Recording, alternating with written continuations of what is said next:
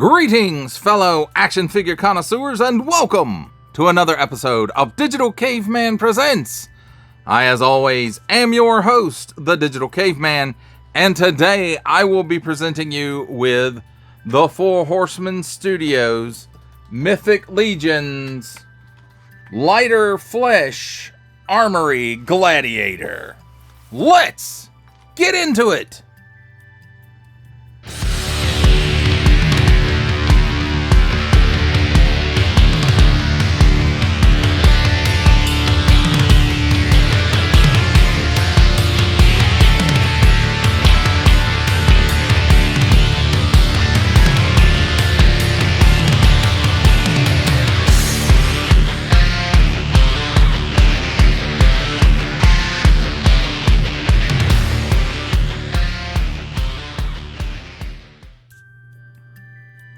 Let's start things off with a look at the packaging. And of course, it comes in the Four Horsemen Studios Mythic Legion's collector-friendly packaging, which basically means this piece can come off. It's in a tray or a bag for the most part. And it's easy to take out. It's easy to get back in if that's something that you want to do. So there's that. Nice big blister showcasing the figure and most of the accessories. Mythic Legions in a gold foil. Now, last year's Night Armory, they had silver foil here instead of the gold. So I guess that's how you differentiate them from each other. On the bottom, a barcode. And it says Armory Gladiator Light Flesh. And then small fine legalese print. It's a made in China print right there. Adult collectible 15 and up. URLs. And warning, don't stick things in your pie hole if they don't belong there. And of course, don't give it to babies. Now on this side, it's got the, I guess, the unaligned evil logo. And then on this side, it has the unaligned good logo. So one package to house them all if they're part of the Gladiator wave. So there's that. And then on the back, Four Horsemen in gold foil, and then the horse head logo right here, again in gold foil. And I think last year, again, they were silver for the Night Armory guys, and then Coliseum artwork on these because they come from the Coliseum in Mercurios. I don't know how to say it. But anyway, there's some text right there. If you want to pause it right here and read all that, please do so. And then here's some small fine print that if you want to pause it right here and read that, please do so. And then to see the entire collection, please visit mythiclegions.com, which if you've never been there, I do suggest you do. Lots of pictures and information. And that, my friends, does it for the packaging. Let's take a look at the figure and his accessories. And here we have handy dandy tweezers to help us take a look at some of the smaller accessories. And we will start off right here on the front row with these, I don't want to call them bracelet wristbands, I guess. So there's two of these. They're exactly the same. Nice silver and gold. And a nice wash on it to kind of dirty it up. And that's one. And then here's the other one. Pretty much the same going on there. Next up, we have these bracers. It's got a nice leather strap on it. Again, silver and gold with a wash. And it looks really cool, although you're going to have to heat these up a little bit to get these on this guy real good because they seem to be just a little bit small. In my opinion, your mileage, of course, may vary. Here's the other one.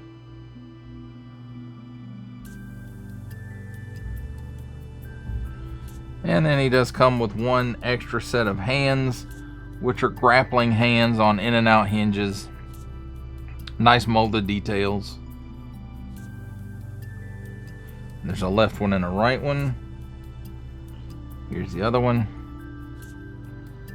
So very cool. That he does have some grappling hands, because he's, you know, he could be a grappler.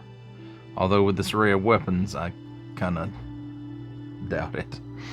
So next up here we have one of the belts, which is this like a shoulder strap type deal. And it's purely decorative. It doesn't hold anything. It's got some punches of like gold or brass, copper maybe, on it.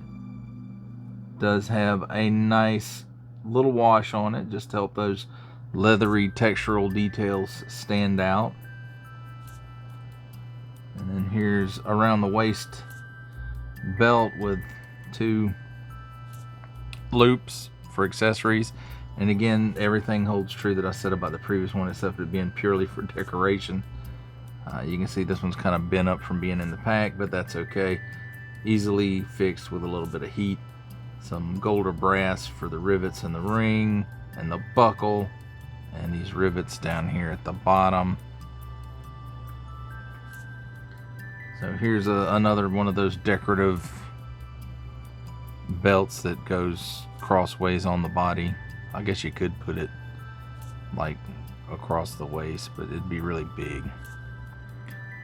So little bit of a gold paint app, and it's hard to see even with the Mark 1 eyeball for the buckle there.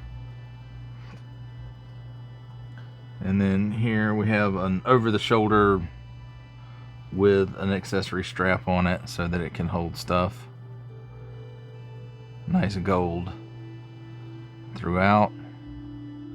Gives it a punch of color where it's needed, and again those nice textural details that stand out due to a bit of a wash there, or maybe a dry brush, I don't know, could be either one. Now he comes with a tail. It kind of sort of matches up with him, but I don't think this is a piece I'm going to use with this figure. That's just me. Your mileage, of course, may vary. He comes with a nice axe. It's got some like gunmetal in the middle. Nice silver for the rest of the blade and head. And then some gunmetal in here where it attaches up. Nice wood grain for the handle. And a washer dry brush helps that stand out. Thinking it's more of a wash. But I'm not a paint guy, so I don't rightly know. Of course, I'm not a toy manufacturer either. So here's this little mace club thingy.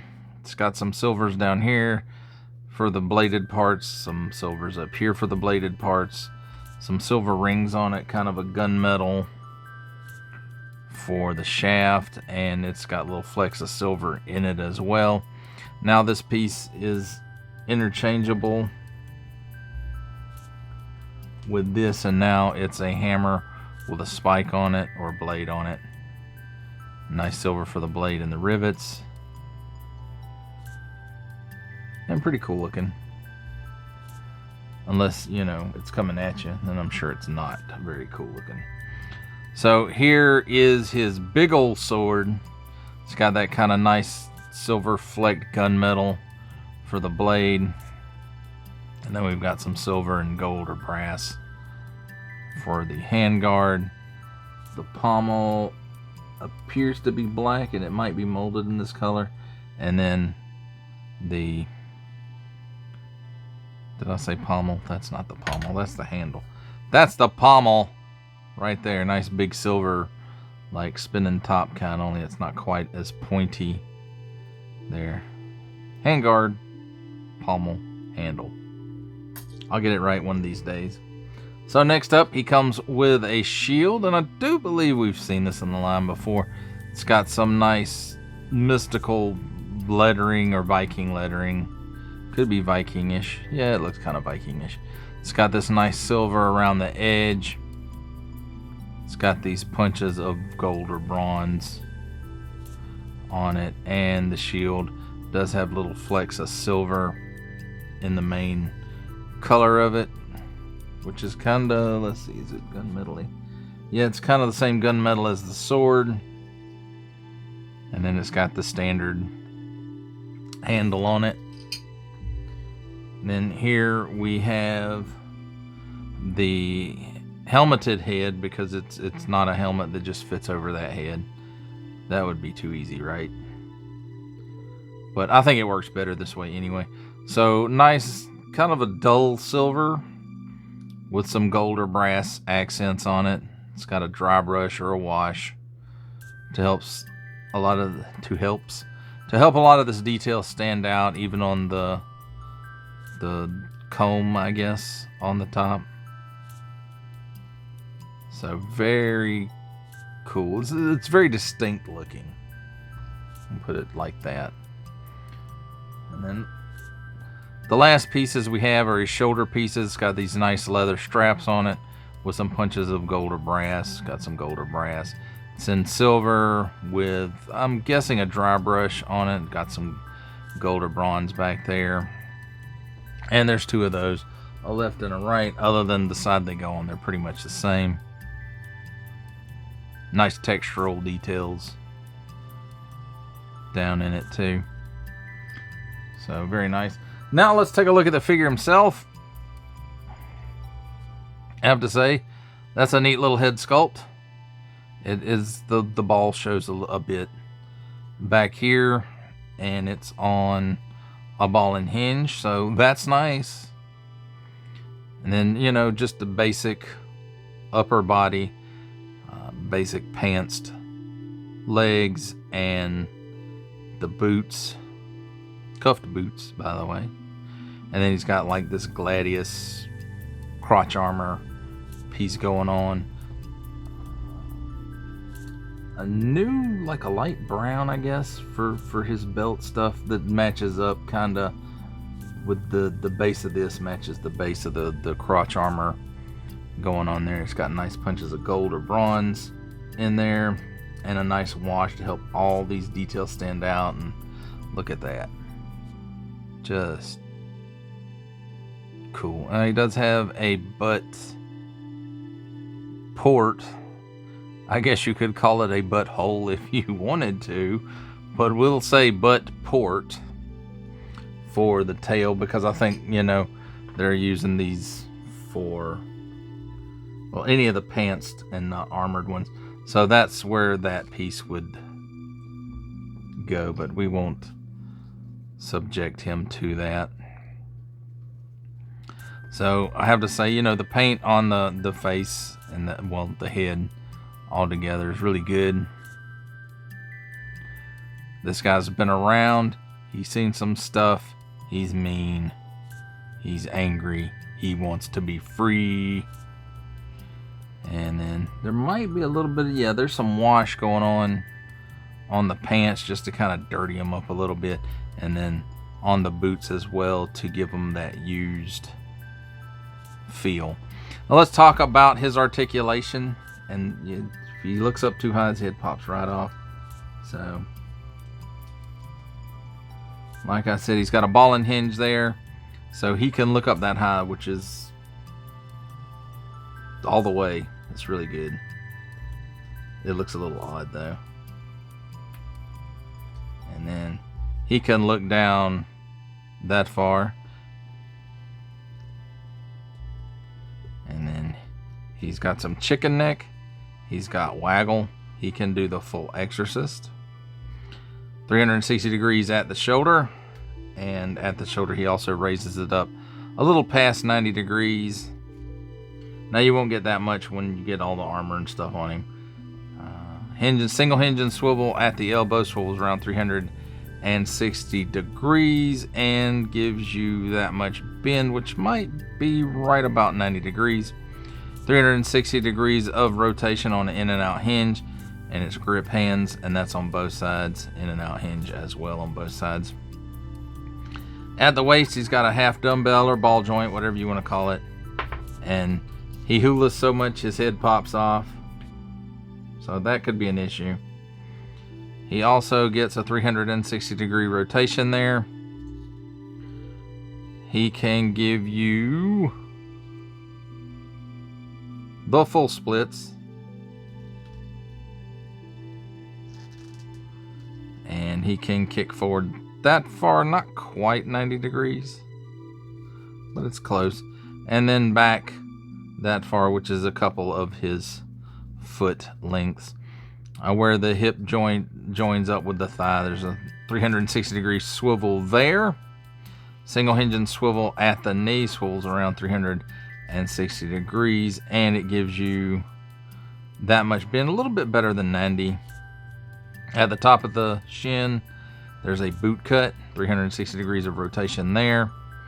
And then at the ankle, where the foot inserts into the piece there, it does have a 360 degree rotation as well. And then it tilts down that far, it tilts up that far, and there is a pin for rocker, rocker, rocker. Oh, are you ready to box? So my friends, I'm not gonna make you sit through me trying to gear him all up. So we'll be back momentarily.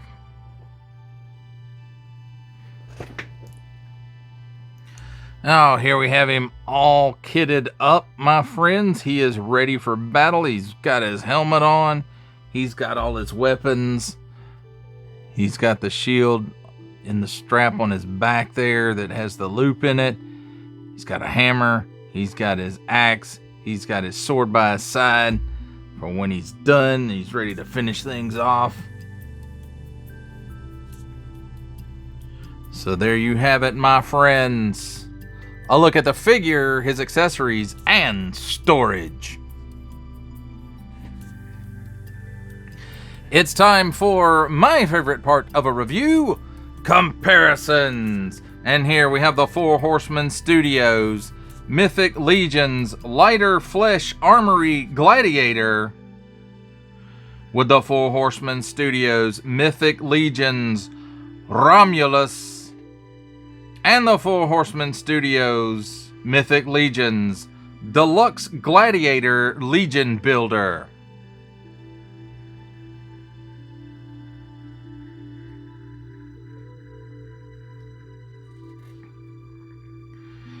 Here we have the Four Horsemen Studios Mythic Legion's Lighter Flesh Armory Gladiator with from Harbinger Studios Savage Crucible Nashorn the Disinherited, Boss Fight Studios Epic Hacks Red Sonja, X-Ray Studios Combatants Fight for Glory Gold Hilder, and from Mattel Creations, the Masters of the Universe Chronicles, King Grayskull. For our last set of comparisons, here we have the Four Horsemen Studios Mythic Legion's Lighter Flesh Armory Gladiator, with from the Marvel Legends series making his cameo appearance, Stan the Man Lee. From G.I. Joe Classified series, the Hasbro Pulse exclusive Regal variant Cobra Commander. From Star Wars The Black series, the Archive Edition 501st Legion Clone Trooper. And for a 7-inch scale comparison from the Masters of the Universe Masterverse line, the 40th Anniversary He-Man. For final ramblings on the Four Horsemen Studios Mythic Legion's Lighter Flesh Armor Gladiator, I have to say, it's pretty much what I expected it to be. If you got any of the Armory Knights, then, you know, it's pretty much what it is. It's army builders, if that's what you want to do with them. Personally, out of all of them, this one struck me as the most gladiator-like, I suppose. But maybe that's just me. Your mileage, of course, may vary. I'm thinking before the pre-orders on these are up, I'm probably going to get 2 of the demon-looking ones too, just because they look pretty evil and would fill out the bad guy ranks pretty well. But, you know, this is the one that really caught my eye, I guess you could say. as far as when they went up for sale, this is the one that I really wanted. I guess because, like me, he's an older guy and he's survived a lot. Not saying that I have survived a lot. That's not what I'm saying. I'm just saying he's an older guy like me.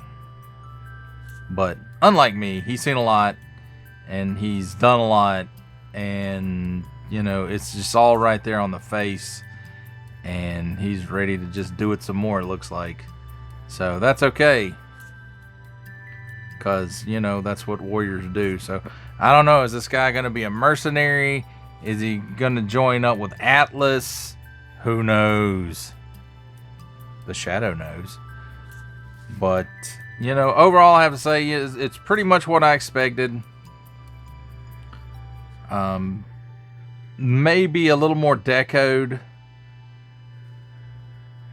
this year than over the nights, as far as washes and whatnot. But this, you know, Gladiator also lends itself more to that as well. And you know, I like I really like the look of this guy with the hammer rather than the mace. I think it works well with him, and I think that's the weapon I'm gonna leave him with. Of course, you know, he's still gonna get the axe, he's still gonna get the sword, and he's still gonna get the shield, but I think his primary weapon is gonna be that hammer. But I like this. I'm glad I picked it up, and again, after checking it out now, before the pre-orders are up, I think I'm gonna order 2 more. Not this guy, but the demon guys. And you know, maybe they'll have a gladiatorial battle, him versus 2 demon dudes. I don't know, we'll see. Well, that does it for the review. I hope you enjoyed it. I enjoyed making it. Only support from viewers like you make this programming possible. Each view does count, and I do appreciate each and every single view I receive. Thank you, and thank you so very, very much for supporting this channel through viewing. If you are interested in supporting my channel further, I'm now offering memberships at various tiers. Click the join button on my YouTube page, or check this video's description for the link and see if any membership offers are right for you, but only if you are in a position to do so. Comment below, like, share, subscribe if you would like to see more content or just help the channel grow, or both. That's even better. And don't forget to ding that bell so that in the future you will be notified as my new content becomes available. That's a wrap, folks. I'll see you next time.